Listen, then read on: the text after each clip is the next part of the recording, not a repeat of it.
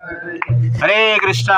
Hare Krishna. Hare Krishna. I would like to welcome all of you for this tour at Govardhan eco village. तो हम यहाँ पर है मदन मोहन मंदिर में है और ये जो डीटी देख रहे हैं इसके बारे में हम थोड़ा डिस्कशन करेंगे। पहले भगवान को हम प्रणाम करेंगे। हे कृष्णा करुणा सिंधो दीनबंधो जगतपते गोपेश गोपिका कांता राधाकांत नमोस्तुते तप्त कांचन गौरांगे राधे वृंदावनेश्वरी वृषभानुसुते देवी प्रणमामि हरे प्रिये। श्री राधा मदन मोहन भगवान की ललिता देवी की। ओके, ये जो मंदिर है इस मंदिर का नाम क्या है? राधा मदन मोहन मंदिर। तो ये मंदिर को सनातन गोस्वामी ने निर्माण किए थे। तो वृंदावन में अनेक भक्त हुए हैं, भगवान के शुद्ध भक्त हुए हैं। गौड़ीय परंपरा में षड गोस्वामी कहा जाता है। 6 भक्त हैं, उनका 6 मंदिर है और 6 डीटी है। और हम उस 6 मंदिर को भ्रमण करेंगे, उनके बारे में थोड़ा बहुत हम सुनेंगे। तो षड गोस्वामी का नाम है, गोस्वामी का अर्थ है जो अपना इंद्रियों को नियंत्रण करते हैं, इंद्रियों के वश में कार्य नहीं करते हैं, इंद्रियों को वश में रख के उनको कार्य पे लगाते हैं। तो आप अभी जो आप लोग यहाँ पर है, माने 24 आवर नहीं, थोड़ा टाइम के लिए आप गोस्वामी, क्योंकि इंद्रियों क्या चाहता है? मोबाइल चाहता है, लेकिन आप लोगों के पास मोबाइल नहीं है, इसलिए इंद्रियों क्या चाह रहा है? नहीं इंद्रियों में क्या चाहता है? और कुछ एंगेजमेंट चाहता है। आप चाहे तो ठीक है, मोबाइल नहीं तो थोड़ा कथा सुनते। ओके, तो कहने का अर्थ है ये षड गोस्वामी जो है भगवान चैतन्य महाप्रभु के महान भक्त हैं, उनका फॉलोअर है, उनके शिष्य भी है। तो षड गोस्वामी का नाम है रूप गोस्वामी, सनातन गोस्वामी, जीव गोस्वामी, गोपाल भट्ट गोस्वामी, रघुनाथ भट्ट गोस्वामी, रघुनाथ दास गोस्वामी। ये 6 गोस्वामी का नाम है। उसमें से जो सनातन गोस्वामी है ये मंदिर का निर्माण किए थे। इस मंदिर का हाइट है 90 फीट। और ये जो मंदिर में आपने भगवान मदन मोहन को देखे, ये मदन मोहन को भगवान कृष्ण के प्रपौत्र वज्रनाभ ने विश्वकर्मा के द्वारा निर्माण किए थे। और वही डीटी अभी तक धरती पर पूजा हो रहा है। तो ओरिजिनल जो डीटी है कहाँ पर है? जयपुर में है, करौली में है, राजस्थान में ओरिजिनल डीटी। तो एक बार जनरली वो क्या कर रहे हैं, सनातन गोस्वामी वृंदावन में जप करते हुए घूम रहे थे। अचानक एक सुंदर बालक को देखते हैं, बहुत अट्रैक्टिव बालक रहता है, उसको देखकर वो आकर्षित हो जाते हैं और बालक के पीछे भागते हैं। तो बालक भाग भाग के एक घर पे घुस जाता है। पुरुषोत्तम चौबे करके एक हमारा पुरुषोत्तम नहीं, हाँ पुरुषोत्तम चौबे करके एक बिजनेसमैन रहते हैं, उनका एक बड़ा बंगला रहता है, उनके घर पे जाते, महल में जाते हैं। तो घर पे जाते हैं तो लड़का तो दिखता नहीं है, लड़का अंतर्ध्यान हो जाता है, लेकिन वहाँ पर मदन मोहन दिखते हैं, ये डीटी देखते हैं। तो डीटी को देख के आकर्षित होते हैं, सनातन गोस्वामी प्रणाम करते हैं और मन में उनको पता चलता है ये जो बालक था साधारण बालक नहीं था, ये स्वयं कृष्ण था और मुझे ये डीटी के पास लाने के लिए भगवान कृष्ण ने ये लीला की। ऐसा सोचते हैं और नित्य निरंतर वो घर पे आते हैं दर्शन करने के लिए। एक दिन घर पर आ रहे, देख रहे हैं पुरुषोत्तम चौबे भगवान मदन मोहन को भोग लगाए और देख रहे हैं भोग खत्म नहीं हो रहा है। तो उनको चिंता हो गया, यार भगवान खा नहीं रहे। हमें उल्टा चिंता होता है, भगवान खा लेंगे तो हमें चिंता होता है खा लेंगे तो हमें मिलेगा नहीं। तो खा नहीं रहे, छड़ी लेकर आते हैं और मदन मोहन को उठा के ऐसे दिखाते हैं, अरे तू क्यों नहीं खा रहा है? 1 घंटा हो गया, कितने बार बोलो तुझे खाने के लिए? ऐसा डांट रहे। उस समय पे सनातन गोस्वामी वहाँ पर आते हैं और आश्चर्यचकित हो जाते हैं, ये क्या कर रहे हैं? भगवान को पूजा प्रेम से कर रहे हैं, छड़ी लेके कर रहे हैं है कि नहीं? हम तो आरती करते हैं, उसके बाद भोग लगाते हैं, आरती करते हैं, मोर पंख दिखाते हैं, ये इतना बड़ा लाठी लेके क्या खड़ा है? आश्चर्य हो जाते हैं। कुछ बोलते नहीं है क्योंकि भगवान के भक्त हैं, उनको पता है ये मदन मोहन स्वयं कृष्ण ही है।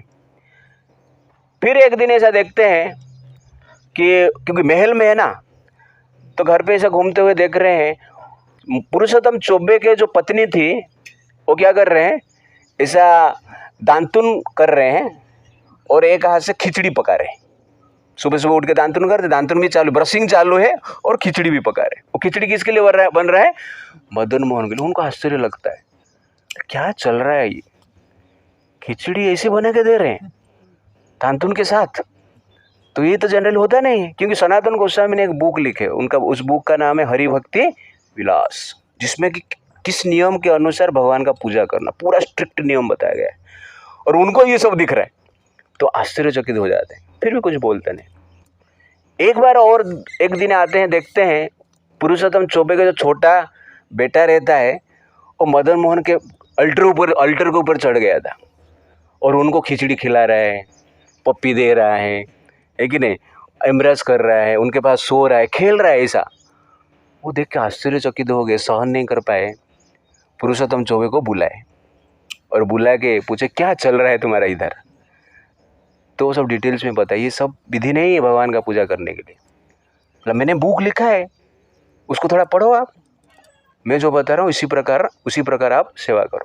बोला ठीक है, क्योंकि पहले तो साधु संत को सब लोग मानते थे, इसलिए नेक्स्ट डे से वो लोगों ने किया नियम के अनुसार पूजा पाठ शुरू कर दिया। पहले क्या था, कभी भी भोजन लगाओ, कभी भी कुछ करो, चलता था, मजाक करो, ये सब चलता था। अभी नियम का इस्कॉन स्टैंडर्ड कर दियो। कितने दिन के बाद इस्कॉन स्टैंडर्ड को देख के मदन मोहन बोर हो गए, उनको लगा कि कुछ तो करना पड़ेगा। मदन मोहन भगवान सनातन गोस्वामी के स्वप्न में आते हैं और कहते हैं कि आप उनको क्यों इस प्रकार की विधि विधान से पूजा करने के लिए बताए। ये विधि विधान का पूजा से मैं ऑलरेडी पक चुका हूँ, कोई तो थोड़ा प्रेम दे रहा था मुझे, मैं वो स्वीकार कर रहा हूँ। पुरुषोत्तम चौबे जो है, उनका जो फैमिली है, उनके साथ मेरा फैमिली लविंग रिलेशनशिप है, प्रेममय सेवा है, मैं परिवार का हिस्सा हूँ मैं उनका, इसलिए मुझे पुत्र के रूप में मानते हैं, इसी प्रकार सेवा करते हैं। आप इस प्रकार क्यों बोले? तो सनातन गोस्वामी क्षमा मांगते हैं, उनको समझ में आ जाता है। तो क्या करते हैं, तुरंत सुबह उठ के पुरुषोत्तम चौबे के महल में जाते हैं, उनको क्षमा प्रार्थना करते हैं और क्षमा प्रार्थना करते हुए डिटेल्स में बताते हैं कि सपने में भगवान ऐसा आया था, ऐसे आए थे और इस प्रकार के इंस्ट्रक्शन दिए हैं, मुझे क्षमा कर दीजिए। तो पुरुषोत्तम चौबे हंसते हैं और कहते हैं मेरे सपने में भी भगवान आए थे और मुझे भी इंस्ट्रक्शन दी। तो सनातन गोस्वामी कहते हैं कि क्या आपको क्या इंस्ट्रक्शन दी? ना, मुझे भगवान ने कहा कि आपके घर पे मैं बहुत दिन रह चुका हूँ और आपके साथ मेरा प्रेममय संबंध है, पिता पुत्र का संबंध है, लेकिन ये जो सनातन गोस्वामी है ना, अकेला है, उसका कोई बेटा बेटी कोई नहीं है, अकेला भजन करता रहता है, इसलिए मुझे लग रहा है कि मैं सनातन गोस्वामी के पास रहूँगा और आप सनातन गोस्वामी में आएंगे तो उनको दे देना। तो इस प्रकार वो कहते हैं। तो ये जब सुनते हैं सनातन गोस्वामी, उनका हृदय द्रवित हो जाता है, आँख से प्रेम की आंसू निकलती है, भगवान की कृपा को अनुभव करते हैं। सपने में इनको कुछ बताया और सपनों में पुरुषोत्तम चौबे को और कुछ बता रहे हैं। तो इस प्रकार भगवान जब सनातन गोस्वामी सुनते हैं, पुरुषोत्तम चौबे वो जो डीटी है सनातन गोस्वामी को देते हैं और सनातन गोस्वामी क्या करते हैं, इस डीटी का इंस्टॉलेशन वृंदावन में करते हैं। अभी वृंदावन में भी इतना बड़ा टेम्पल है, ये एक तो टेम्पल है, ऐसे 3 टेम्पल है लगातार, 3 शिखर रहता है, अभी एक ही शिखर है इधर, तो उस पर 3 शिखर है जो कि औरंगजेब ने तोड़ दिया है, एक ही बचा है, उसका रिप्लिका यहाँ पर बनाया गया है। तो इस प्रकार मदन मोहन जी का यहाँ पर प्रकट होता है। राधा मदन मोहन भगवान की, श्री प्रभुपाद की, अनंत कोटि वैष्णव वृंद की। हरे कृष्णा हरे हरे हरे रामा हरे हरे हरे रामा हरे रामा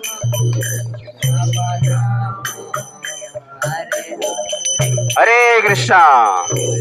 तो हरे कृष्णा, अभी हम यमुना के किनारे पे हैं। तो यमुना नदी जो है भगवान के अति प्रिय नदी है, जो कि गोलोक वृंदावन में बहता है।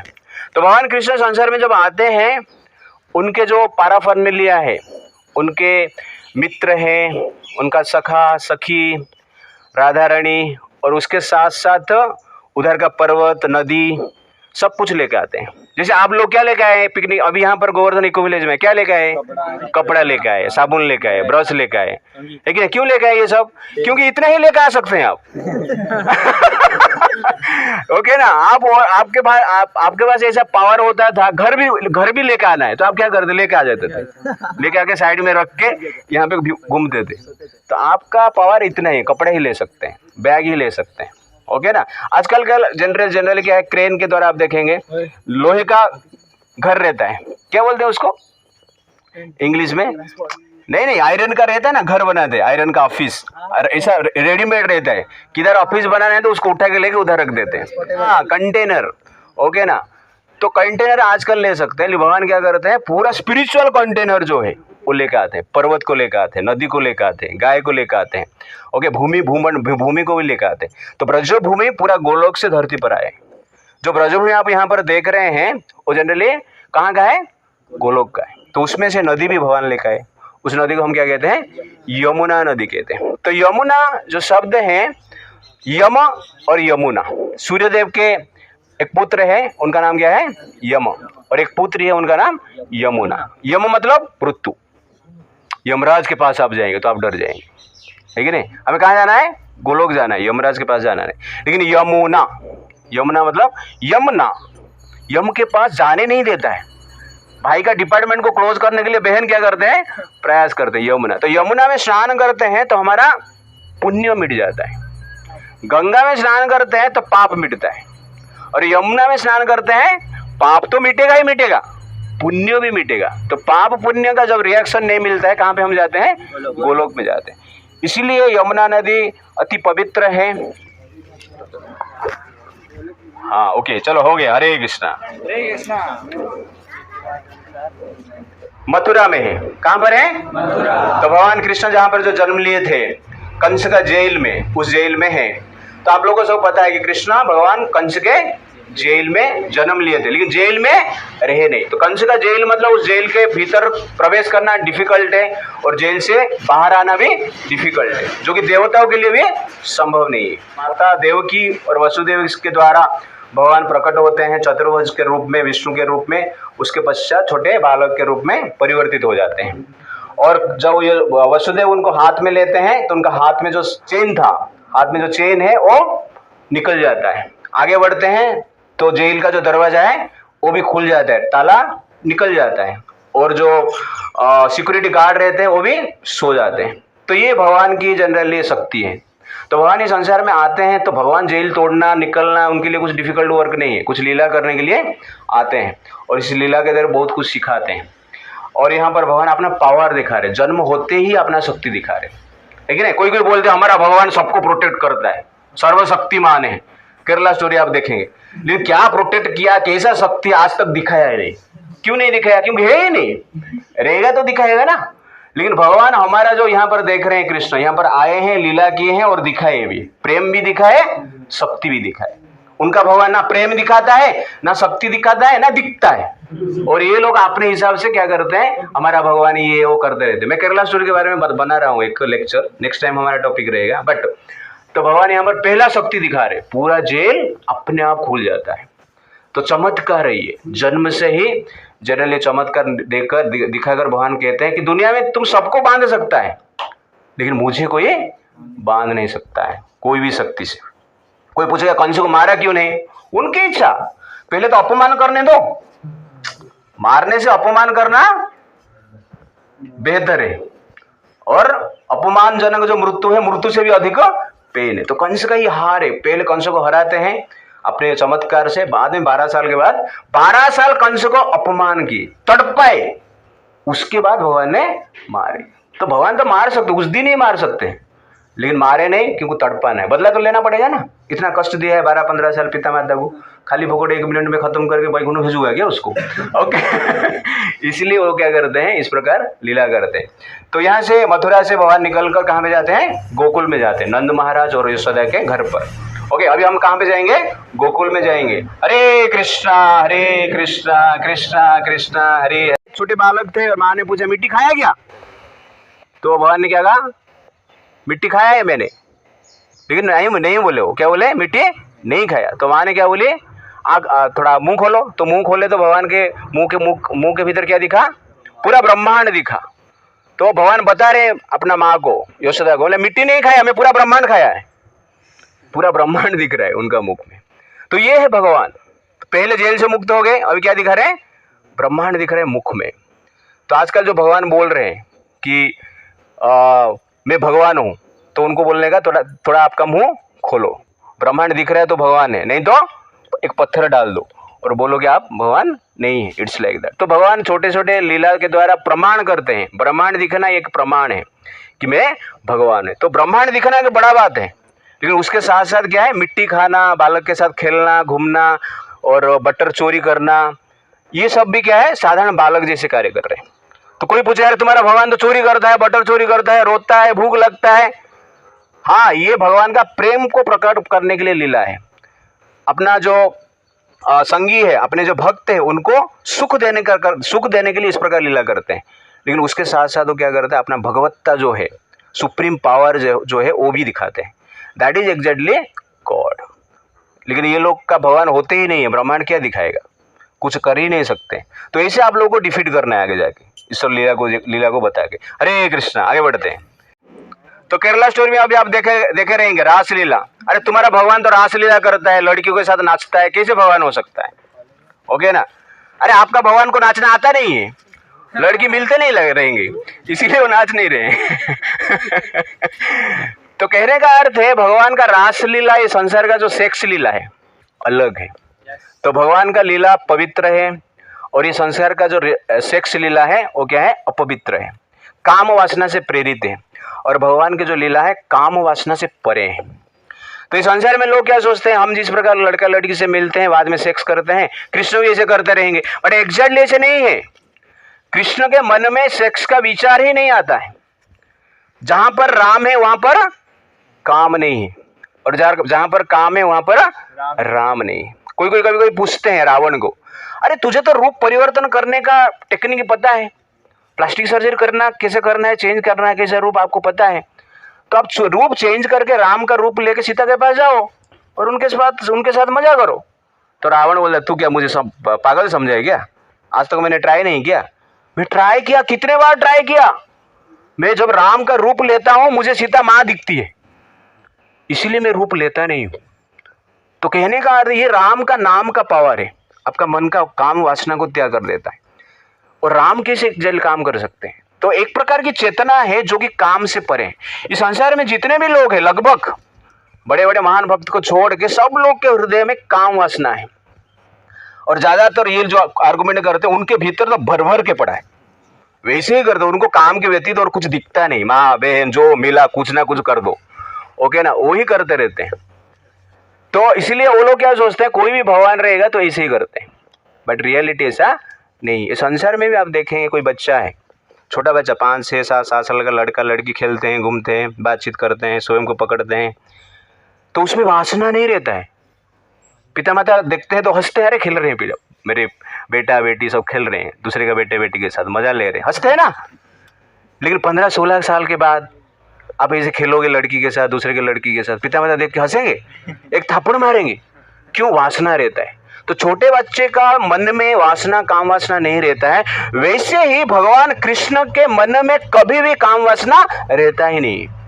और गोपियां जो है, राधा रानी है, उनके मन में भी नहीं रहता है। इसलिए उनका डांस, उनका जो संगीत, उनका जो इंटरेक्शन काम से परे है, पवित्र है। वो जो हम सुनते हैं और उनका कथा जब सुनते हैं, मन काम वासना से परे हो जाते हैं। ये जनरली कृष्ण और राधा का पावर है। इसलिए हम कृष्ण राधा को पूजा करते हैं, क्योंकि उनमें, उनका मन में वासना नहीं होता है। This is very very important. क्योंकि ये लोग के मन में वही चलता रहता है, उनको दुनिया वही दिखता है, और वो लोग सोचते हैं ऊपर जाके हम क्या करेंगे, वही करने वाले। 72 क्या मिलेंगे? हाँ, क्या कुछ मिलने वाला है, ओके ना। 72 उनको मिलेगा और मजा करेंगे, और उनका भगवान उधर कुछ ऐसा करता रहता है, लग रहा है। तो भगवान भी उनको जो मानता है, वो लोग जो जिसको भगवान मानते हैं, उनका मन में भी क्या है, वासना है, और इनके मन में भी वासना है। भारत में सुअर रहते हैं ना, सुअर क्या खाता है? विष्ठा खाता है, मल खाता है। और सुअर को क्या लगता है दुनिया में जो भी है सब लोग मल खाते हैं, उसको ऐसे ही विचार आता है। उसके पास जाओगे कहेंगे अरे हम लोग निर्मल खाते, अरे निर्मल करके ऐसा कुछ होता ही नहीं, सब मल खाते। वैसे ये लोग को जब कहा जाता है रासलीला पवित्र है, काम वासना से परे है, इन लोग को समझ में नहीं आता है। वो लोग क्या सोचते हैं, सबके मन में वासना है, सबके मन में सेक्स डिजायर है, वो सुअर जैसी मल की विचार करते हैं। और there is a life of Nirmal, है कि नहीं, विष्ठा से परे स्वादिष्ट चीज है जो बहुत लोग खा रहे हैं, जी रहे हैं, लेकिन सुअर को समझ में नहीं आएगी। और ये लोग सुअर जैसे होते हैं, इसीलिए उनका मन में क्या है, मल है। मन का मल को हम काम कहते हैं, लेकिन जो वैकुंठ में जो व्यक्ति रहते हैं उनका मल क्या है, निर्मल। कृष्ण राम ये सब निर्मल है। इसलिए भगवान कृष्ण का रासलीला क्या है, साधारण सेक्स लीला नहीं है, सेक्स से परे है। हरे कृष्णा कृष्णा कृष्णा हरे हरे। तो भगवान क्या कर रहे हैं यहाँ पर, गाय का रक्षा करने की शिक्षा दे रहे हैं कि संसार में गाय को कैसे हमें रक्षा करें। गाय क्या करता है, गाय का हम पालन करते हैं नहीं, गाय हमारा पालन करता है। गाय तो घास खाता है, घास किधर भी उग सकता है, खा सकता है ना। गाय घास खाता है, उससे दूध बनता है, दूध से हमारा शरीर पोषण होता है। तो गाय जनरल पूरा संसार का रक्षा करता है। इसलिए भगवान कहते हैं गो रक्षा, गो पालन नहीं कहते। गो रक्षा क्यों कहते हैं, कि गो सबका रक्षा करता है। इसलिए गाय का रक्षा करेंगे तो हमारा रक्षा होगा। हमारा शरीर में हम आहार जो लेते हैं गाय ही उत्पन्न करता है, क्यों, गाय बैल को पैदा करता है, बैल खेती करता है, वो खेती से आहार मिलता है, वो आहार से हमें शक्ति मिलता है। इसलिए गाय हमारा रक्षा करता है। बोले प्रभु जी आजकल तो ट्रैक्टर से हो रहा है, आजकल ट्रैक्टर हो रहा है, तुम्हारा बाप के जो शरीर में ब्लड है वो थोड़ी ट्रैक्टर से आया था, वो तो गाय का ब्लड से ही आया था। यू अंडरस्टैंड ना। तो ट्रैक्टर कितना दिन काम करेगा, आपका ट्रैक्टर पेट्रोल खत्म, ट्रैक्टर खत्म, उसके बाद बैल के शरण में आना पड़ेगा।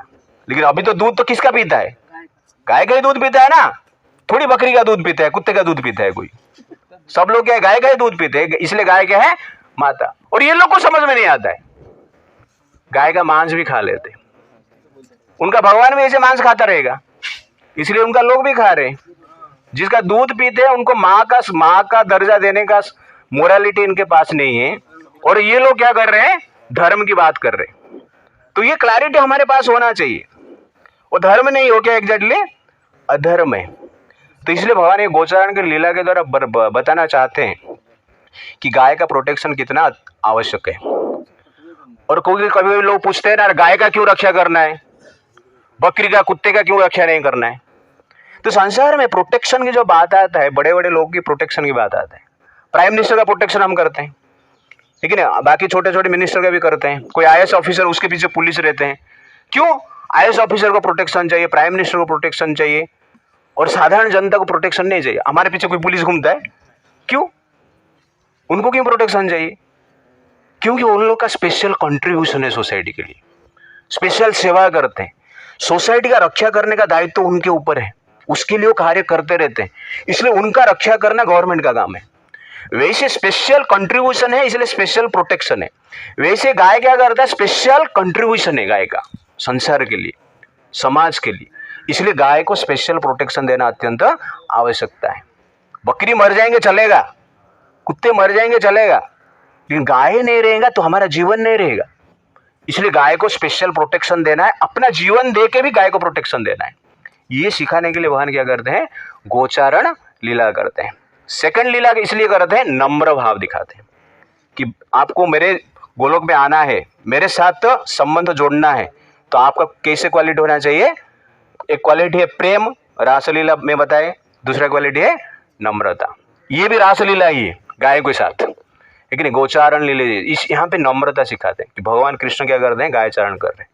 आप लोगों को कहा जाएगा कि गोचारण में पीएचडी करना है, तो करेंगे आप लोग, गाय को कैसे चराना है, तो वो करेंगे तो गोलोक जाएंगे, ओके ना।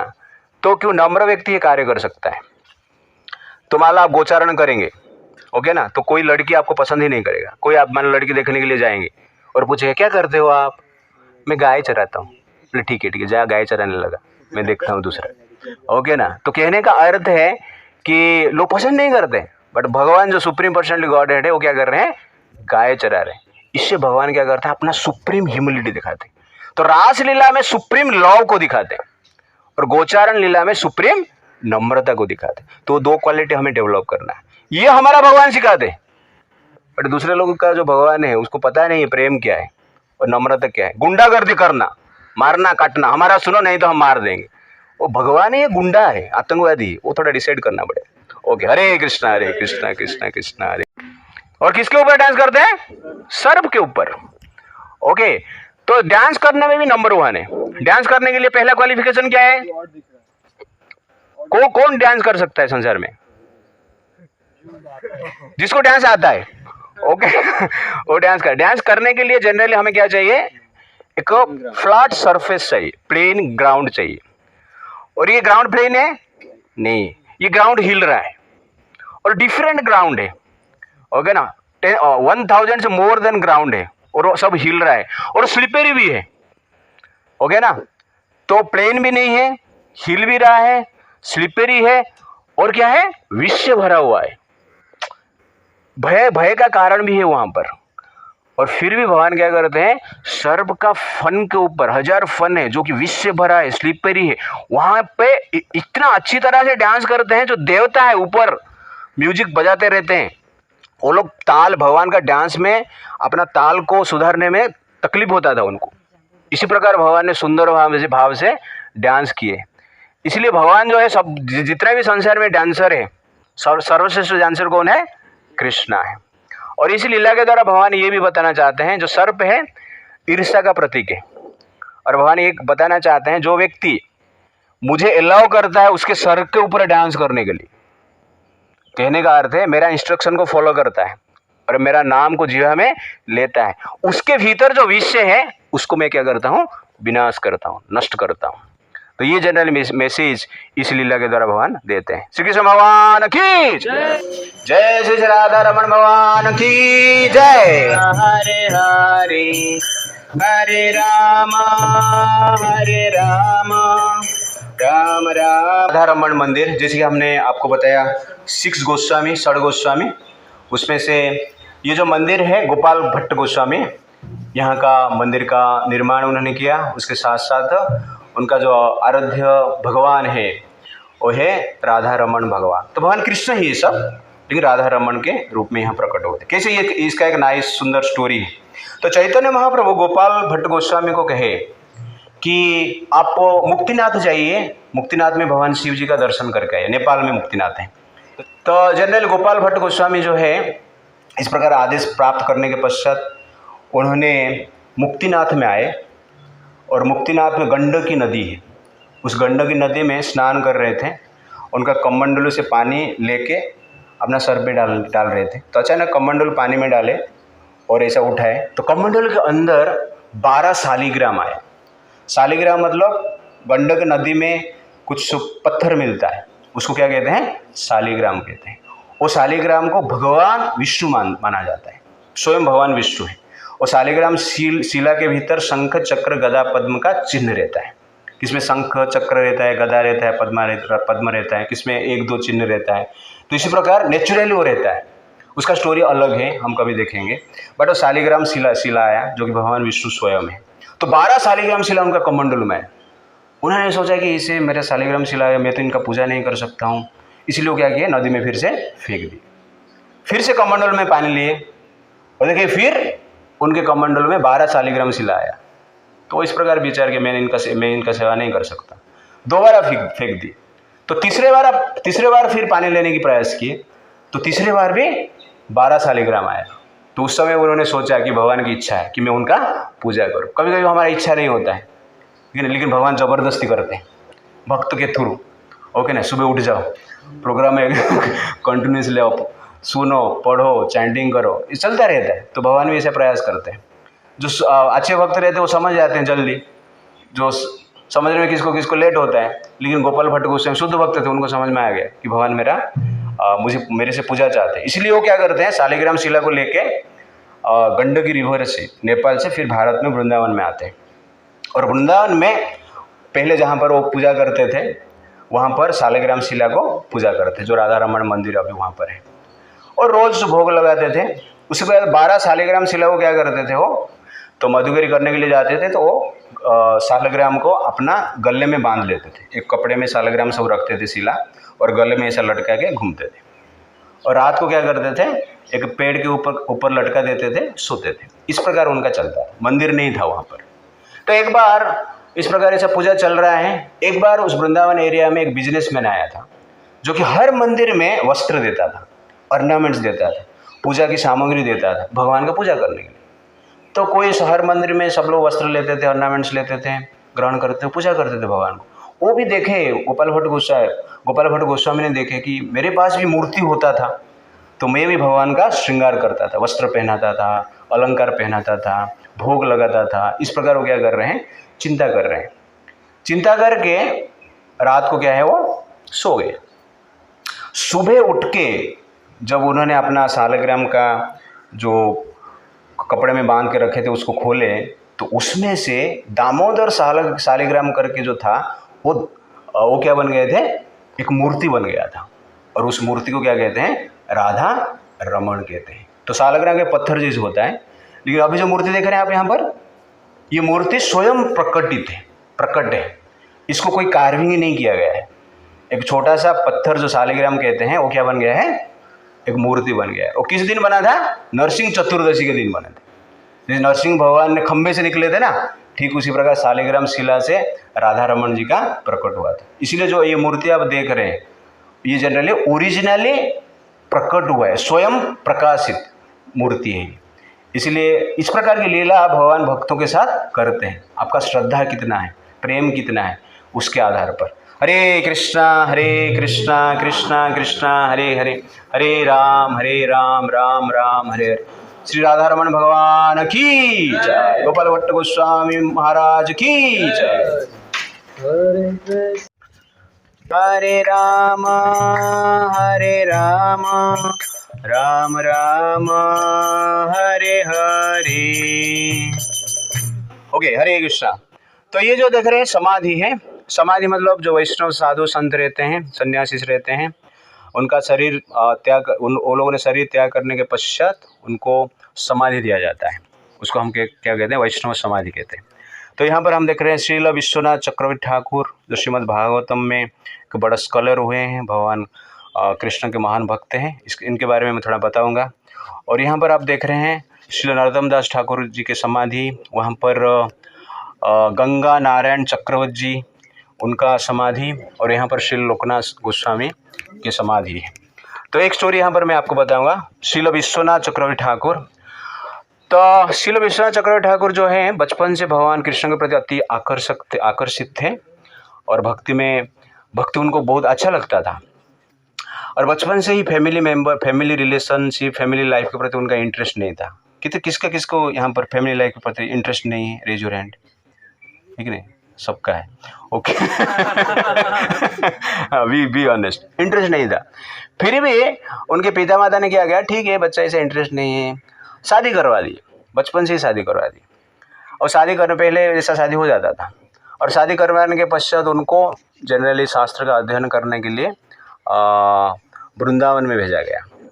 और उन्होंने शास्त्र का अध्ययन किए और भागवत में पूरा निपुण रहे, बड़े स्कॉलर बने। लेकिन फिर घर पे आने के पश्चात इसे वैवाहिक जीवन जो है उसमें इंटरेस्ट नहीं दिखाते थे।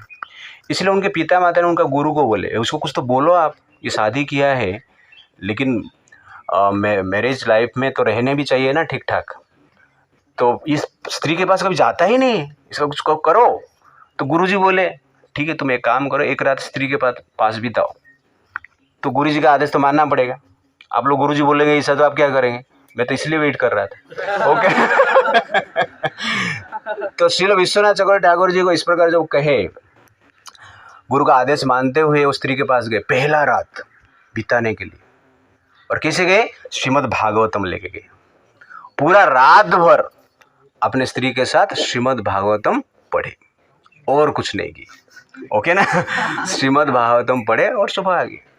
गुरुजी ने पूछा रात बीताया, हाँ बीताया, क्या किया ना, भागवतम पढ़ रहा था। तो पिता माता को समझ में आ गया कि ये जनरल लड़का जो है ये फैमिली लाइफ में रहने के लिए नहीं है, भगवान ने उसको चूज की। इसलिए उन्होंने कहा ठीक है आप जाओ, अभी संसार छोड़ो और भगवान की भक्ति पूर्ण रूप से करो। उसके बाद वो वृंदावन में आते हैं और श्रीमद् भागवतम के ऊपर कमेंट्री लिखते हैं, जो कि एक प्रसिद्ध कमेंट्री है, ओके। उस समय वो क्या करते हैं, राधा कृष्ण का पूजा का प्रचार करते हैं। उससे पहले भगवान विष्णु, लक्ष्मी नारायण उनका पूजा होता था और कृष्ण का अकेले ही पूजा होता था, राधा कृष्ण साथ में नहीं होता था। लेकिन उस विश्वनाथ चक्रवर्ती ठाकुर ने ये जो प्रथा है स्टार्ट की, राधा कृष्ण का पूजा करना। तो वहाँ पर जो पंडित लोग थे बोले ये वेद शास्त्र के विरोध है, यहाँ पर वेद में कहाँ पर राधा कृष्ण का पूजा का विषय लिखा गया नहीं, ये परकीय रस का पूजा इस यहाँ पर नहीं कर सकते हैं। तो परकीय रस मतलब क्या है, स्वकीय रस मतलब शादी जो हुआ है, लड़का लड़की का जो शादी हुआ है उसको कहते हैं स्वकीय रस। Enjoyment in marriage life, that is स्वकीय रस। परकीय रस मतलब क्या है, दूसरे का स्त्री, शादी जो हुआ है दूसरे पुरुष के साथ, उसके साथ क्या करना है, प्रेम में संबंध रखना है, उसको कहते हैं परकीय रस। हो गया ना, जैसे मैं बताया रासलीला में, लेकिन उसमें कृष्ण के लिए वो कुछ अलग प्रकार की डिजायर नहीं रहता है, बातचीत रहता है, नाचना गाना रहता है, बट नो सेक्सुअल डिजायर, उसको कहते हैं परकीय रस। तो ये रस का पूजा ये संसार में होना नहीं चाहिए, इसका विरोध करते थे। लेकिन वो शास्त्र के द्वारा ये सब का खंडन करते थे। वो लोग वेद शास्त्र पढ़े, ये भी पढ़े, और पंडित लोग हार जाते थे, इसलिए उनका मान सम्मान नष्ट हो रहा था। इसलिए पंडित लोग उस समय पे जो कुछ थे, विश्वनाथ चक्रवर्ती ठाकुर को मारने के लिए प्रयास कर रहे थे। तो एक बार विश्वनाथ चक्रवर्ती ठाकुर वृंदावन परिक्रमा कर रहे हैं और उनका प्लान था उस दिन हम मार देंगे इसको। तो सुबह सुबह वो लोग ने मारने की इच्छा से वृंदावन परिक्रमा के मार्ग में आए, विश्वनाथ चक्रवर्ती ठाकुर के पीछे पीछे जा रहे थे। तो विश्वनाथ चक्रवर्ती ठाकुर को पता चलता है क्या चल रहा है, और तुरंत क्या करते हैं, एक गार्डन में जाते हैं। तो ये लोग गार्डन में एंट्री करते हैं और गार्डन में जाते हैं तो उधर विश्वनाथ चक्रवर्ती ठाकुर नहीं दिखते हैं, एक सुंदर लड़की दिखती है। उनका सौंदर्य को देखकर ये लोग आश्चर्यचकित होते हैं, लेकिन उनको मारने की तो इच्छा था। वो पूछ रहे हैं कि इधर कोई एक साधु गए, आपने देखा क्या? तो लड़की बोलती है नहीं, मैंने किसको देखा नहीं। तो इस प्रकार वो कहते हैं। बाद में वो लड़की को देख कर पंडित लोग भी आकर्षित होते हैं, वो सोचते हैं ये साधारण स्त्री नहीं है, ये कोई देवी है। इसलिए उनको प्रार्थना करते हैं कि आप कहाँ से हैं, यहाँ पर क्या कर रहे हैं इतना सुबह सुबह। तो वो कहते हैं कि मैं गोलोक से हूँ और मैं भगवान कृष्ण का सेविका हूँ, मंजरी हूँ, इस प्रकार कहते हैं। और तुरंत ही वहाँ से अंतर्ध्यान हो जाते हैं, और वो जब अंतर्ध्यान हो जाते हैं उनके बदले में विश्वनाथ चक्रवर्ती ठाकुर प्रकट होते हैं, यानी चेंज हो जाते हैं। और ब्राह्मण लोग जब देखते हैं, पंडित लोग देखते हैं, अरे ये सखी तो वही साधु है। तो विश्वनाथ चक्रवर्ती ठाकुर को लोग प्रणाम करते हैं, क्षमा प्रार्थना करते हैं। हाँ, हरे कृष्णा।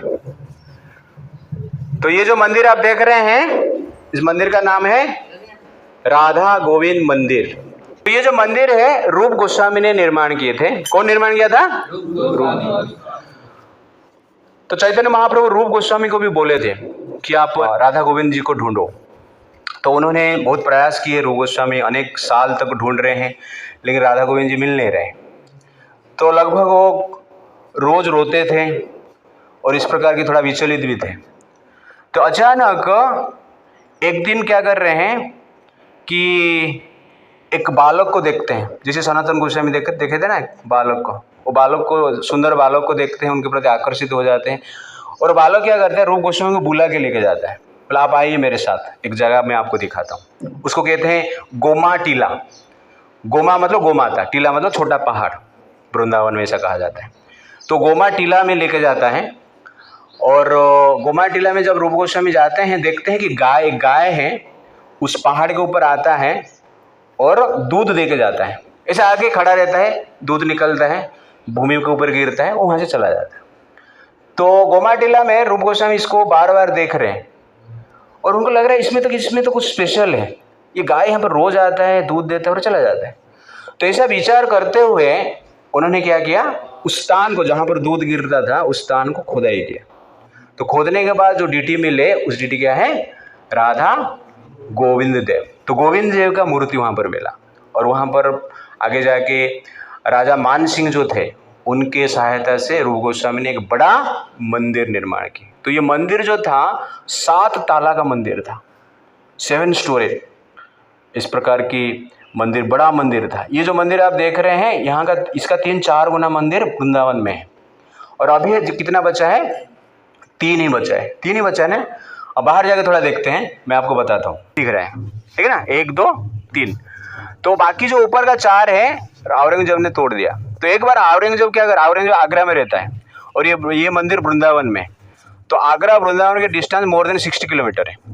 तो 60 किलोमीटर दूर से ये मंदिर का शिखर में औरंगजेब देखता है एक बार उसका महल से कि बड़ा स्टार है उधर, और जो उज्जवल्यमान स्टार, जहाँ पे इल्यूमिनेशन आ रहा है, लाइट आ रहा है। इस प्रकार देख कर आश्चर्यचकित होता है और कहता है ये क्या है। उनका सैनिक को पूछता है, मंत्री को पूछता है, तो कहते ये राधा गोविंद मंदिर है। ये जो स्टार दिख रहा है क्या है, ये आग जैसे दिख रहा है क्या है। तो कहता है कि ये जो मंदिर है, इस मंदिर के शिखर में 1600 केजी घी रहने वाला एक पात्र है। 1600 केजी, 1 केजी नहीं, कितना, 1600 केजी। और उसमें जनरल लोग क्या करते हैं, लोग दिया जलाते हैं। तो 1600 केजी का घी वाला एक दिया ऊपर जलता था और डेली 24 केजी घी खर्चा होता था। इस प्रकार उसका जो लाइट है, आगरा 60 किलोमीटर दूर से भी वो लाइट बड़ा दिखता था। और औरंगजेब ये जो पता चलता है, लाइट तो इतना दिख रहा है, 1600 केजी घी डाल रहे हैं ये लोग, तो मंदिर तो कुछ स्पेशल रहेगा। वो मंदिर को देखने के लिए आता है और मंदिर का इतना सुंदर बना हुआ रहता है, उसको देख कर आश्चर्यचकित होता है कि ताजमहल उसके सामने कुछ है ही नहीं। और तुरंत वो लोग तो ईर्ष्या करने वाले हैं। उनका दिमाग में क्या चलता है, गुंडागर्दी करना है, उनको मारना है सबको, ओके ना। इसलिए वो लोग क्या कर रहे हैं, इस मंदिर को तोड़ते हैं और हजार सैनिक लगते हैं। अनेक महीने तक परिश्रम करते हैं मंदिर तोड़ने के लिए, और अनेक महीना परिश्रम करने के बाद मंदिर का 4 ताला जो तोड़ देते हैं, 4 स्टोरी तोड़ देते हैं, बाकी 3 को तोड़ नहीं पाते, थक के चला जाते हैं। तो वो 3 अभी है जो कि आप देख रहे हैं। तो इसी प्रकार जनरली इस मंदिर का स्टोरी है। ओके, हाँ, ये जो देख रहे हैं ये कौन सा लीला है, ब्रह्म विमोहन लीला। तो आप लोगों ने सुना है, मैं बताया बहुत बार, हो गया ना। तो भगवान यहाँ पे ब्रह्मा जी को भी भ्रमित किए थे। तो ब्रह्मा जी को भी समझ में आया, ब्रह्मा जी भी समझ रहे थे ये जो कृष्ण है ये साधारण बालक है। बट एग्जैक्टली क्या है, भगवान कृष्ण ब्रह्मा जी को अपना एक लीला के द्वारा बताते हैं कि वो साधारण बालक नहीं है, वो विष्णु का भी उससे है, विष्णु का भी उद्गम उनसे हुआ है इस लीला के द्वारा। किसको किसको पता नहीं है इस लीला, रेज योर हैंड। 1 लड़का 2 लड़का, ठीक है। तो थोड़ा एक बार क्या हुआ, भगवान अपने गोचारण लीला करते हुए वन में भोजन कर रहे थे उनके ग्वाल बालक के साथ, और एक मधुमंगल करके एक उनका दोस्त था, मित्र था, वो छाछ लेकर आया था मटका में। तो जो भी कुछ लाता है भगवान को क्या करते हैं, प्रदान करते हैं, ऑफर करते हैं, उसके बाद खाते हैं। अरे कृष्णा मैं लड्डू लाया तो कृष्णा थोड़ा खाएंगे, अरे कृष्णा मैंने पूरी लाया तो पूरी थोड़ा खाएंगे भगवान। ये छाछ मधुमंगल लाया था, भगवान को पूछा ही नहीं, तुरंत ही मुंह में लिया और पी रहा है, पी के ऐसा मुंह कर रहे हैं। तो भगवान ने देखा अरे मुझे दिया नहीं, ये पी रहा है, तुरंत उसका गाल को जाके ऐसा मारे तो छाछ निकल गया। छाछ निकला तो भगवान आँख की मुँह खोले तो छाछ भगवान के अंदर गया, तो भगवान उसको पी ली। और ये सीन कौन देख रहा है, ब्रह्मा जी आकाश में बालकनी में बैठ कर देख रहे हैं। ब्रह्मा जी बोला ये कैसे भगवान हो सकता है, झूठा खा रहा है। उनको डाउट आया, तो तुरंत उन्होंने क्या किया, जितने भी गाय थे सबको चुरा लिए, क्यों गाय चर रहे थे, ये लोग खा रहे थे इधर, सबको चुरा लिए। तो बच्चे लोग इधर उधर खाते हैं, गाय को देख रहे हैं, तो गाय नहीं दिख रहा है, ये गाय ने बछड़े थे, बछड़े सब थे, गाय नहीं चरा। उस समय में भगवान ने बछड़े चराते थे, तो बछड़े कोई नहीं दिख रहा है। तो सब बालक ने सोचा कि अभी जाके हम ढूंढ के लेकर आते हैं। भगवान ने कहा नहीं आप मत ढूंढो, मैं जाके ढूंढता हूँ, आप खाओ ठीक से। तो ये भगवान का प्रेम है, मित्र लोग खाने दो, ओके ना, मैं जाके थोड़ा ढूंढता हूँ। तो जाते हैं ढूंढने के लिए बछड़े को, और ढूंढ के आते हैं, देखते बछड़ा मिला ही नहीं। तो ढूंढ के आते हैं तो देखते हैं बच्चे भी नहीं है, उनके मित्र भी गए। ब्रह्मा जी बाकी मित्रों को भी अपहरण कर लेते हैं। तो भगवान अभी अकेले है और ब्रह्मा जी देख रहे हैं ऊपर, और भगवान थोड़ा हंसे, उनको समझ में आ गया ये ब्रह्मा जी मुझे टेस्ट कर रहे हैं। तो 1 साल तक भगवान कृष्ण ने किसको कुछ बोले नहीं, और 1 साल तक ब्रह्मा जी चुप रहे। 1 साल के बाद ब्रह्मा जी आए देखने के लिए कि कृष्ण क्या कर रहा है। ब्रह्मा जी आके देख रहे हैं कि कृष्ण जो है उनके साथ उनके मित्र भी है, बछड़ा भी है। वो ब्रह्मा जी देखकर आश्चर्यचकित होते हैं और सोचते हैं ऐसा कैसे हो सकता है कि मेरे पास बालक भी है, बछड़े भी है, और यहाँ पर कृष्ण के साथ बछड़े भी है, बालक है, और सेम एज इट इज तो ब्रह्मा जी को बाद में पता चलता है कि कृष्ण स्वयं अपने आप को बछड़े के रूप में और मित्र, उनके जो मित्र बालक थे उनके रूप में प्रकट किए, एक्सपांड किए। तो हजार हजार अपना स्वयं का मित्र बने और बछड़े भी बने, और एग्जैक्टली सेम जो बछड़े जैसा कलर है, जैसा चलते थे। लेकिन एक बाल मान लो थोड़ा लाल कलर का, तो एक बाल लाल रहेगा, कोई कहाँ पे काला है तो वही काला रहेगा। और बच्चे जैसे जैसे जैसे कलर है, वर्ण है, बाल है, चलना है, आई का मूवमेंट है, बोलने का स्टाइल है, बैठने का स्टाइल है, सोने का स्टाइल है, मजा करने का तरीका है, बोलने का सब कुछ सेम एजुटेशन करके 1 साल तक वृंदावन में रहे। That is exactly Krishna. ये कृष्ण का क्या है? चमत्कार। तो भगवान ही संसार वाला भगवान का मित्र को भी चोरी करके लेके गया, बछड़े को भी चोरी करके लेके गया, पता नहीं चल रहा था क्या? अरे पता चल रहा था, इसलिए तो लीला कर रहा है कि तुमको पता चले वो कौन है। तो कहने का अर्थ है भगवान इस प्रकार लीला करते हैं जिस लीला के द्वारा बहुत सारा शिक्षा देते हैं। तो ब्रह्मा जी देख के उनको समझ में आ गया जो कृष्ण है साधारण बालक नहीं। तो ब्रह्मा जी उस समय जब कृष्ण को देखते हैं, ब्रह्मा जी देख रहे हैं, अचानक वो जो बालक थे चतुर्भुज रूप में प्रकट होते हैं, विष्णु के रूप में प्रकट होते हैं। तो साधारण बालक नहीं रहते, वो विष्णु रहते हैं।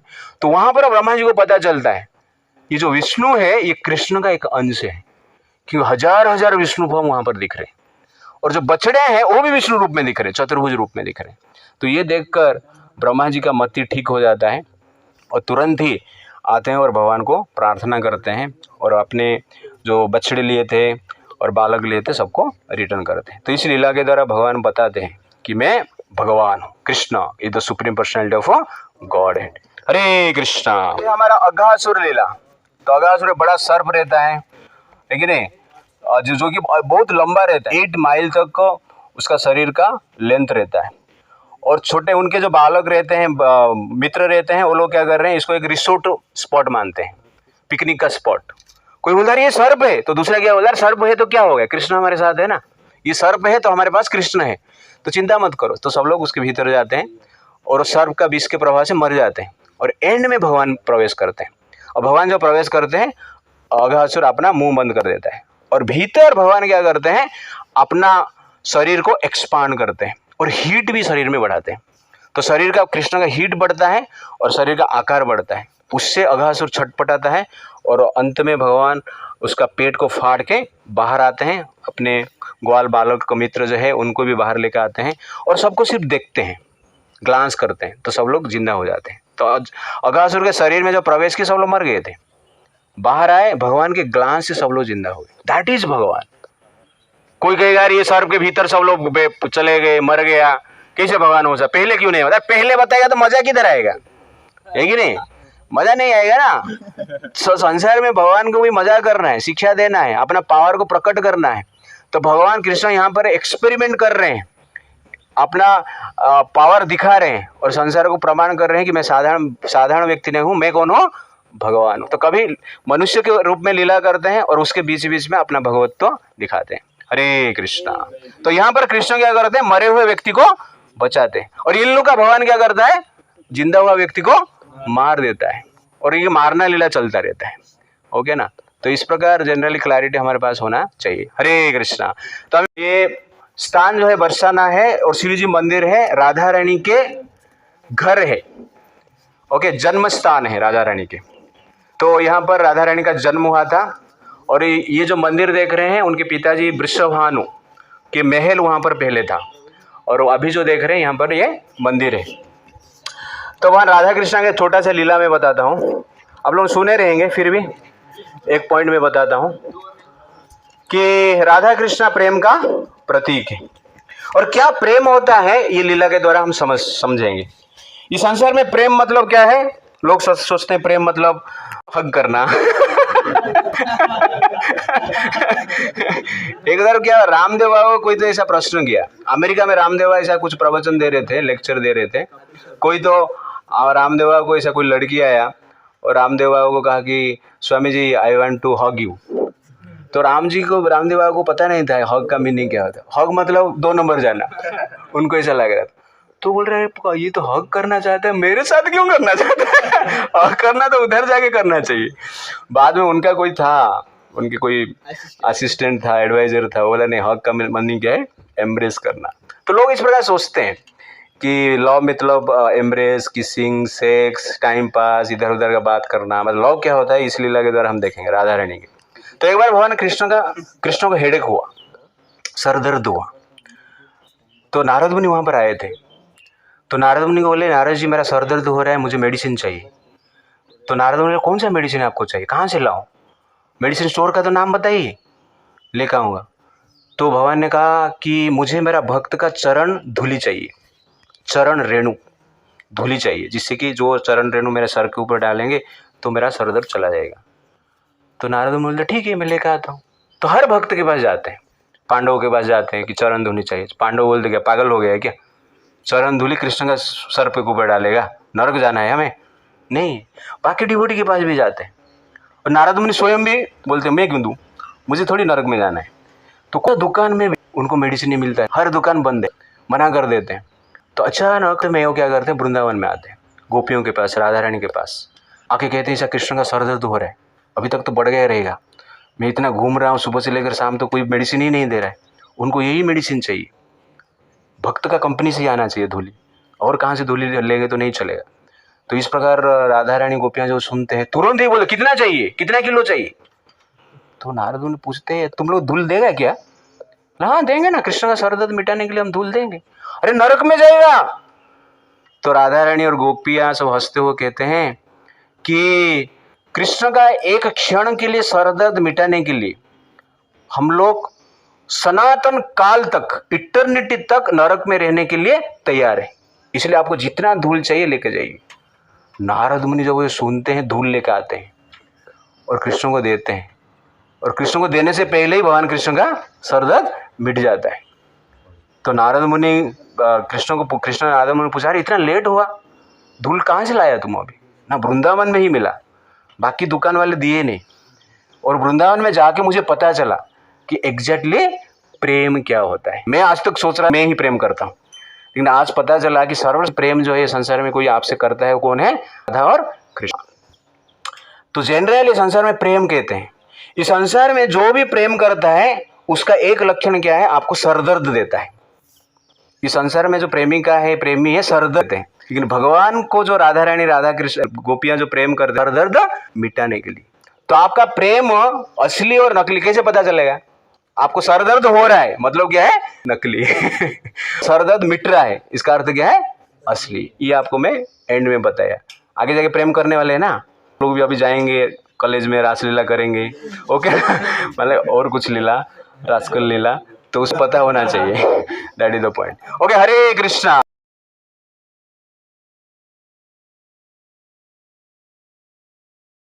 मित्रों को कहते हैं कि आप लोग जाओ, यहाँ पर यज्ञ चल रहा है, ब्राह्मण लोग यज्ञ कर रहे हैं, बहुत सारा आइटम बने हैं, लेके आओ। तो ये लोग जाते हैं, उनके मित्र जाते हैं मांगने के लिए, ब्राह्मण लोग, वो लोग यज्ञ में बैठ के स्वाहा स्वाहा करते रहते हैं। इनको कोई देख नहीं रहा है, पूछ नहीं रहा है, दो चार बार मांगे तो कोई रेस्पॉन्स ही नहीं कर रहा है, तो तुरंत वो आगे कृष्ण बलराम को बोले कोई दे नहीं रहा है, हमें देखा ही नहीं तो देगा क्या। तो वहाँ हंसने लगे, बोले चिंता मत करो, भीख मांगने के लिए जाते हैं, कभी मिलता है कभी नहीं मिलता है, ये संसार का नियम है। आप एक काम करो, अभी जाके उनके पत्नी के पास जाओ, वो ब्राह्मण लोग यज्ञ कर रहे हैं, उनके पास टाइम नहीं मेरे लिए, आप वो पत्नी के पास जाइए। तो उनकी पत्नी के पास जाए, वो लोग खाना बना रहे थे, आइटम बहुत सारा बनाए, और बोले कि कृष्ण बलराम भूखे हैं और आप थोड़ा कुछ मिलेगा क्या। वो लोग जब कृष्ण बलराम का नाम सुनते हैं तुरंत क्या करें, जितने भी खाना पीना बनाए, भोग जो बनाए थे यज्ञ के लिए, सब लेके कृष्ण बलराम के पास आते। उनके पति रोकने की प्रयास की, लेकिन वो लोगों ने कुछ सुना ही नहीं। तो ये लेके आते हैं और राम कृष्ण को खिलाते हैं और कहते हैं हम आपके पास ही रहेंगे। तो भगवान कहते हैं नहीं नहीं, आप लोग विवाह किया है, आपके पति है, संसार का कुछ नियम है, उधर जाके रहिए और मुझे स्मरण करते रहिए, और अंत में आप लोग मेरे पास आएंगे। तो इस लीला के द्वारा भगवान बता रहे हैं कि साधारण जो यज्ञ है और मेरा जो पूजा है उसमें बहुत अंतर है। तो ब्राह्मण लोग जब ये सुनते हैं कि ये पत्नियां जाकर, उनके जो पत्नी थे, सब लोग जाए रामकृष्ण का दर्शन किए और खाना खिलाए, भोग लगाए, तो वो कहते हैं कि हमने वेद शास्त्र तो पढ़ा है, और वेद शास्त्र में ये भी लिखा है कि भगवान विष्णु के लिए सब कुछ अर्पण करना चाहिए। जो यज्ञ है, यज्ञ मतलब विष्णु है। ओके, गोवर्धन लीला भी एक महत्वपूर्ण लीला है। और यहाँ पर देख रहे हैं ये राधा कुंड है और वो क्या है, श्याम कुंड है। तो राधा कुंड श्याम कुंड का प्रकरण का भी स्टोरी है। हाँ, ये हम बाद में देखेंगे, टाइम है। तो गोवर्धन लीला सबको पता है कि भगवान कृष्ण ने अपना लेफ्ट हैंड का छोटा उंगली में पर्वत को उठाए थे, 7 दिन तक उठा के रखे थे। तो ये भी एक भगवान का टेस्टिमनी है कि कृष्ण जो है एक साधारण बालक नहीं है। तो प्रभुपाद जी इसे एग्जाम्पल देते हैं, this is the testimony of Lord, Lord gives the evidence that I am God. तो ग्रेविटी रहता है ना, ग्रेविटी सब खींचता है, लेकिन कृष्ण ने अपना छोटा उंगली में, लेफ्ट हैंड का छोटा उंगली में पर्वत को 7 दिन तक ऐसे रखे थे, तो ग्रेविटी को फेल कर दी। तो इससे पता चलता है कि who can actually defeat gravity, who can go against gravity, that is actually that personality is God. तो इस लीला के द्वारा भगवान प्रमाण कर रहे हैं कि मैं साधारण व्यक्ति नहीं हूँ। बालक 11 साल का लड़का दिख रहे हैं और 7 साल का आयु में उठाए, तो 11 साल में नहीं, 7 ईयर ओल्ड थे उस समय पे भगवान।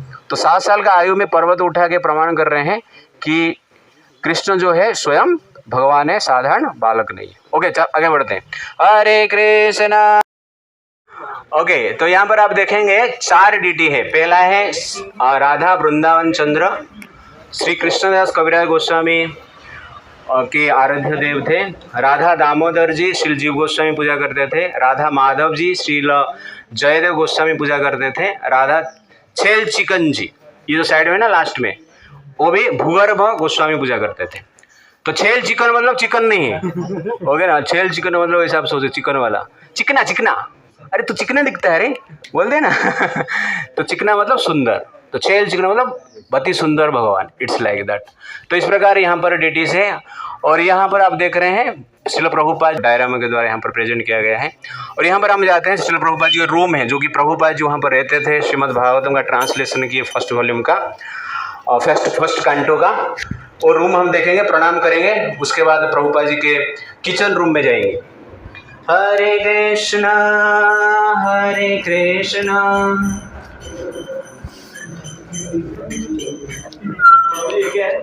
टाइपराइटर प्रभुपाद जी इसमें टाइप करते हुए श्रीमद् भागवतम का ट्रांसलेशन किए थे, फर्स्ट कैंटो। हाँ, प्रभुपाद जी का खटिया। ओके, तो यहाँ पे एक फोटो उठा देते हैं। आ जाओ सब लोग आ जाओ। हरे कृष्णा कृष्ण कृष्ण हरे हरे, हरे राम राम राम। टाइपराइटर है नहीं, डेमो उधर है। इसका भी फोटो ले लो, फोटो या वीडियो।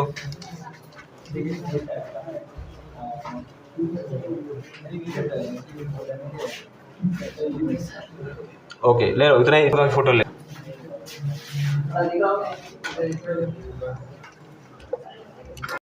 हर चीज में ओके। आइए, लास्ट 5 मिनट सब लोग बैठ जाइए यहाँ पर। इस मंदिर का भी एक लीला बहुत सुंदर है।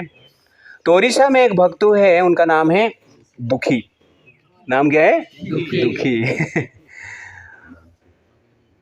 उनके गुरु का नाम है हृदय चैतन्य प्रभु। तो हृदय चैतन्य के वो शिष्य थे, दुखी थे मतलब उनका नाम था दुखी।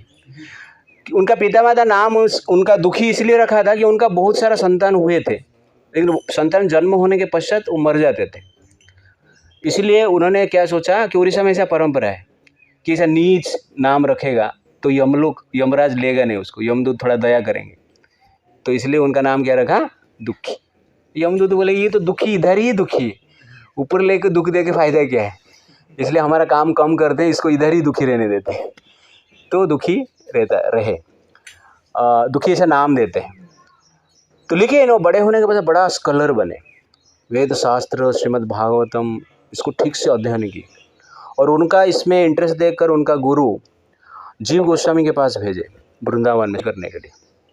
और जीव गोस्वामी के अंडर में रहे, उन्होंने श्रीमद् भागवतम अन्य शास्त्र का स्टडी कर रहे थे। जीव गोस्वामी उनको एक सेवा दिए थे, सेवा कुंज करके वहाँ पर है, उस सेवा कुंज को झाड़ू मारना। तो रोज़ क्या करते हैं, सेवा कुंज में झाड़ू मारते थे, जहाँ पर कि राधा कृष्ण का अप्रकट लीलाएं होता है, अभी भी होता है। तो सेवा कुंज में झाड़ू लगा रहे, अचानक उनको एक दिन एक पायल मिलता है, जो पायल की मटेरियल नहीं रहता है, स्पिरिचुअल रहता है। It is different from material world. वो पायल को देख के उनको समझ में आ जाता है ये साधारण नहीं है, ये निश्चित रूप से राधा रानी का ही पायल रहेगा। तो इस प्रकार वो विचार करते हैं, वो पायल को अपने पास रखते हैं और राधा रानी को पता चलता है कि उनका पायल गायब है। तो इसलिए ललिता देवी को भेजते हैं कि आप जाओ ये पायल लेकर आओ, ये जो दुखी कृष्णा है वो रखा है। तो ललिता देवी यहाँ पर आते हैं सेवा कुंज में और मांगते हैं, एक बालिका के रूप में आते हैं और उनको मांगते हैं कि ये पायल जो आपको मिला है हमें दे दो। तो दुखी कृष्ण पूछते हैं किसका पायल है? तो ललिता देवी कहते हैं बालिका के रूप में कि ये मेरा बहन का पायल है। तो दुखी कृष्ण कहते हैं ठीक है, आपका बहन को बुला के लेकर आओ, मैं दूंगा, डायरेक्ट उनको दूंगा, कि उनको पता है ये राधा रानी का पायल है, इस बहाने तो राधा रानी को देखने को होगा। तो बोले नहीं आप मुझे ही दे दो, मैं दे दूंगा। बोले नहीं, आप बहन को लेकर आएंगे तो ही मैं दूंगा। तो ललिता देवी को समझ में आ जाता है कि ये देने वाला नहीं है और राधा रानी के ये परम भक्त हैं। वहाँ पे एक कुंड है ललिता कुंड करके, और दुखी कृष्ण को लेते हैं, ललिता देवी कुंड में स्नान करवाते हैं। स्नान करने के पश्चात दुखी कृष्णा एक सखी के रूप में प्रकट होते हैं, उनका शरीर सखी बन जाता है, स्त्री बन जाती है, और उस स्त्री के साथ वो गोलोक में जाते हैं और वहाँ पर राधा रानी को मिलते हैं और राधा रानी को मिलकर वो पायल को राधा रानी को भेंट देते हैं। तो राधा रानी खुश हो जाते हैं। कैसे राधा रानी खुश हुए? क्योंकि सेवा कुंज को झाड़ू मार रहे थे। उनका सेवा क्या था? रोज झाड़ू मारना, अच्छी तरह से झाड़ू मार रहे थे लेकिन अच्छी तरह से मार रहे थे। इतना सुंदर झाड़ू मार रहे थे। हमारा गुरु महाराज राधान स्वयं महाराज कहते हैं कि इतना भाव से वो झाड़ू मार रहे थे कि उनका पूरा शरीर धूल हो जाता था, जितना धूल था उनका शरीर में लगता था। वो केयर नहीं करते लेकिन अच्छी तरह से उस एरिया को क्लीन कर। इससे राधा रानी संतुष्ट हो गए और उनको मिलने की मौका दी। अब पायल गुम हो गया, राधा रानी को पता नहीं चलता था क्या लेने के लिए? ये सब लीलाएं भगवान कर दे, ये समझो। आप लोग भी उनको जैसा मत हो, वो लोग जैसे बोल रहे कि लीला भगवान करते हैं संसार में सिखाने के लिए और भक्त को आनंद देने के लिए और स्वयं भी आनंदित होने के लिए। तो राधा रानी खुश होकर उनको क्या करते हैं? ये मूर्ति देते हैं, राधा श्याम सुंदर। ये श्याम सुंदर देख रहे हैं ना, ये राधा रानी स्वयं दुखी कृष्णा को देते हैं कि तुम्हारा सेवा से मैं संतुष्ट हूँ, ये मूर्ति आप लो और पूजा करो आप। ये मूर्ति को भी कोई बनाया नहीं, स्वयं राधा रानी अपने हाथ से वो देते हैं। और उसके साथ साथ वो दुखी कृष्णा के माथे पर एक टीका लगाते हैं, स्पेशल टीका। आप लोगों ने टीका लगाया ना, तिलक, वैसे तिलक लगाते हैं और उनका नाम वो रखते हैं श्यामानंद पंडित। श्यामानंद रखते हैं, श्यामा मतलब राधा रानी, श्यामा राधा रानी को और एक नाम क्या है? श्यामा। और राधा रानी को आनंद दे दिए, राधा रानी को प्रसन्न किए, इसलिए उनका नाम क्या रहा? श्यामानंद। कैसे प्रसन्न किए? झाड़ू मार के, सेवा करके। तो भगवान सेवा से अधिक प्रसन्न होते हैं। इसलिए कोई भी हम सेवा करना है तो खुशी से करना है। ये संसार में सेवा करते हैं तो क्या मिलता है आपको? लक्ष्मी मिलता है। बॉस खुश होता है तो लक्ष्मी देता है ना। तो वैसे ही हमारा जो ओरिजिनल बॉस राधा रानी कृष्णा जो खुश होते हैं, प्रेम देते हैं, भगवान के प्रति जो आकर्षण है देते हैं, मन में जो वासना है उसको नष्ट करते हैं। नहीं तो वासना नष्ट नहीं होगा। तो वासना नष्ट करने के लिए आतुरता के साथ प्रेम हम करेंगे तो वासना अपने आप नष्ट होगा। तो उनका नाम रखते हैं श्यामानंद, तिलक लगाते हैं और राधा श्याम सुंदर डीटी देते हैं। उन तीनों को लेके फिर से नदी में स्नान करते हैं, कुंड में स्नान करते हैं और श्यामानंद बन के प्रकट होते हैं। उसके बाद उनका नाम क्या बन जाता है? श्यामानंद पंडित बन जाता है, क्योंकि पहले जो पंडित थे इसलिए श्यामानंद पंडित के रूप में सब जानते हैं। सब लोग उसके पास श्यामानंद बुलाते हैं। तो उनके जो गुरु है हृदय चैतन्य, उड़ीसा में थे, उनको पता चलता है ये नाम चेंज कर दिया। पहले तो माँ बाप नाम रखे थे इसका दुखी, मैंने रखा दुखी कृष्णा, और ये क्या रखा? श्यामानंद। तो बोला ये दूसरा गुरु से इनिशिएशन लिया है। तो जीव गोस्वामी को फ़ोन की मतलब बातचीत की, अरे क्या मेरा डिसाइबल हो? तो अपना डिसाइबल बना दिया। तो जीव गोस्वामी कहते हैं नहीं ऐसा नहीं है। जीव गोस्वामी डिटेल्स में बताते हैं। तो सब कोई विश्वास नहीं करता है, अरे तुम फेंक रहा है, ऐसे ही बोल रहा है, अपना शिष्य बना लिया, नाम चेंज कर दिया, मैं पढ़ने के लिए भेजा था तुम्हारे पास, तुम तो मेरा ही शिष्य को शिष्य बना दिया, ऐसा कैसे हो सकता है? नहीं जीव गोस्वामी बोले मैं सच बोल रहा हूँ, ऐसे ही हुआ है, राधा रानी की कृपा है, राधा रानी ने उनको नाम दी। तो नहीं, प्रमाण क्या है?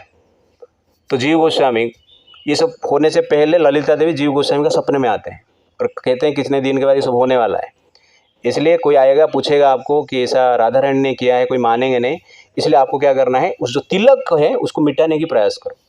तो ये पहले बताया हुआ रहता है ललिता देवी जीव गोस्वामी को। तो जीव गोस्वामी बोलते ठीक है, इसका जो तिलक देख रहे हो ना, स्पेशल तिलक है ये, और उस तिलक को मिटाओ आप लोग।